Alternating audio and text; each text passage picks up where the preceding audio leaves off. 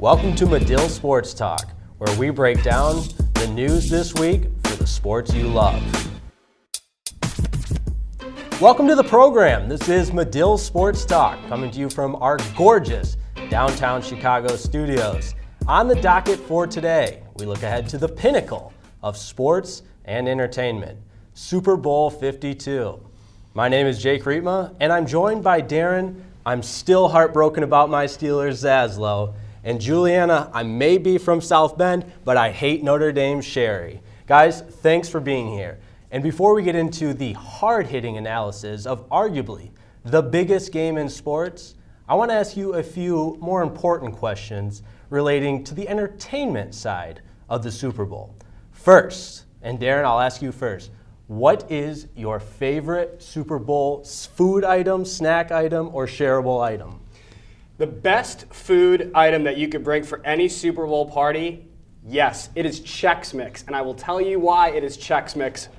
Yes. The reason being, there's something in Chex Mix for everyone to enjoy. You've got pretzels, you've got the Chex, which are rather bland sort of tasting food, but you've got some seasoning. There's a little something for everyone in Chex Mix. That's what I'm bringing to that Super Bowl party. I like that. You're selling me on the variety, which I got to be honest, I did not see that one coming. Juliana, I turn to you. Please tell me you got something better to bring than Chex Mix. I do, although Darren, I'm a big fan of the rye chips. They're delicious. But I do got to say chicken wings. All the way. And Darren, you're a big chicken wing guy. I mean, you love chicken wings. I love chicken wings. I like the buffalo style. I know you like that barbecue. But, I mean, chicken wings are just synonymous with the Super Bowl. You can't argue any other way. I'm inclined to agree with you more because you can get full on chicken wings. I don't think you're going to be full on Chex Mix. It's a little salty. Yeah, that's a little strange down the line. A lot. But guys, we're going to go a different direction now. We talked about the best food. I want to know the worst food at a Super Bowl spread, or maybe the most overrated. So, Juliana, you have the floor. Tell us the most overrated food item that's at Super Bowl parties. I gotta say, chips that aren't chips. Like, baked Lays. Like, what is a baked lay? Like, why go not just for regular Lays? Right, if it's broke, don't fix it, right? Right, exactly. Or anything really vegetable related. The Super Bowl is for junk food. That's what you eat at a Super Bowl party. Kale chips? I mean, get out of here. I can't even with that. Nobody likes somebody that shows up with a veggie tray. No. Darren, this is probably an easy one for you because you've got to be the most picky eater I've ever met. So give us, you probably have a list a mile long, but give us just one overrated Super Bowl food. First of all, baked chips are phenomenal. I'm a big baked Ruffles guy. A little thicker, a little more crispy, a little saltier. It's great. The most overrated Super Bowl food, and it's not even close, it's chip dip. Yes, chip dip. It's gunky, it's gross, it's too salty. And here's the thing, right? If it ain't broken, why fix it? Chips are already good to begin with. You're going to put dip on there. You're disrespecting that chip. That chip is already good. You don't need any dip. You don't need anything else on it. If it ain't broke, why fix it? Stick with the chips by themselves. See, that's so bland and boring, though. I think chip dips could be a food group in and of itself. You got your appetizers. There's so many different directions you can go with it. And there's so much that goes into it. I mean, someone has really prepared for this Super Bowl party when they bring their homemade queso, their homemade salsa and guac. I mean, it's unbelievable. Dip is essential to a Super Bowl party. You can't have a Super Bowl party without dip. I completely agree. But guys, we're starting to sound a little bit more like the Food Channel instead of Medill Sports Talk. So we are going to have one more question before we get into the X's and O's, and that's commercials.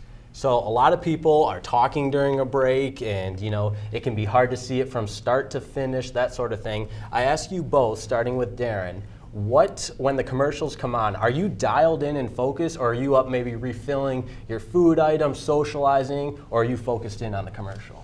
I'm not a commercial guy at all. Really? Not in the slightest, because I'm waiting to see Nick Foles throw that next touchdown pass. I want to get back to the action. Not a commercial guy one bit. I'm not surprised in the slightest, Jake. I gotta say, I didn't like this guy from the beginning. Don't like him now. Commercials are essential. I remember growing up, and I sometimes wouldn't watch the game. I mean, I'm doing sports now, and I can't believe I'm saying that. But I sometimes wouldn't watch the game. I would only come in for the commercials. I'd socialize during the game. That was the only time, except for when my Colts went to the Super Bowl. But that's the only time that I think I ever watched it, really. Yeah, it is all part of the experience, I would argue. But it's okay. Agree to disagree. We are going to move on. Thanks for humoring me, guys. And I just think we'd be missing a huge part of the Super Bowl if we didn't, cross all of our T's and dot all of our I's. But with that said, now we can dissect the X's and O's of the matchup. Patriots-Eagles, Tom Brady, the GOAT, versus Nick Foles, the backup. The Eagles have been counted out all playoff long, yet they're the underdogs once again. Darren, you believe Doug Peterson and company are going to hoist that Vince Lombardi trophy when it's all said and done. Tell me why. I have been an underdog fan since day one, and this Philadelphia Eagles team will win Super Bowl 52 because this New England Patriots pass defense is extremely overrated. I don't want to get into the whole Matt Patricia is a great defensive coordinator talk because he's at fault for this pass defense, which was the third worst pass defense in the National Football League. The thing about Philadelphia, when you look at this offense, the Eagles have enough firepower to counteract what may be at times an average defense. Philadelphia is going to go right at Stephon Gilmore, right at Malcolm Butler, right at Eric Rowe. If you're Nick Foles, don't be afraid of those cornerbacks with your receivers in Alshon Jeffrey, Torrey Smith, Zach Ertz. It's a talented offense that can really make a difference. Wow, that's you make some compelling points, I will say. But Juliana, you have the much easier task of convincing us why the Patriots are going to add another chapter as arguably the most storied franchise in football, win their third Super Bowl title in 4 years. Tell us why. I got to say, Jake, Tom Brady and the Patriots, they're going to add a sixth Super Bowl and tie Darren's Pittsburgh Steelers for the most Super Bowls in franchise history. I gotta say, it's gonna happen. There's no doubt about that happening. And the fact remains, it's Nick Foles versus Tom Brady. That's what this whole matchup is gonna come down to. And Darren, looking at these two teams, yeah, you can say the defense for the Patriots has given up a lot this year. They went toe-to-toe with Jacksonville. They almost lost to the Jags, and everyone thought that was a shoo-in for the Pats. But at the end of the day, you've got the Eagles, yes, fourth best team in the nation on defense, but that's totally inflated. They've got, yes, the number one rush defense, but the Patriots aren't going to rush the ball. They're going to use Tom Brady against the 17th worst defense in the NFL against the pass. And I take Tom Brady over Nick Foles any day. It's going to come down to those two, and I think it's going to be a shootout. I would have to say that. We agreed on that before the show. I think it's going to be a shootout, but at the end of the day, Nick Foles versus Tom Brady, I take Tom Brady all over. Could be his sixth ring. He's going to need some more fingers, not be able to fit them all in one hand. But now that we've got the predictions in, let's get to some more fun ones. We'll do the MVP predictions. Juliana, we'll start with you. Who's going to win the MVP trophy and why? And here's my thing, Jake. You look at this matchup and you automatically think, okay, if the Pats win, it's going to be Tom Brady. I don't think it's going to be Tom Brady. I think Danny Amendola wins the MVP. I think that he was the story of the fourth quarter for the Pats against Jacksonville. He's the reason they win. I mean, Tom Brady is a huge part of that reason of why they win that game. But Danny Amendola catches 2 touchdown passes in the fourth quarter. He's fired up. He gets the rest of the team fired up, and I think that's a big reason as to why they won that game. He's a veteran. He's a guy coming in here. He wants that Super Bowl. You could tell. He cried after the game. I mean, I think, no question about it.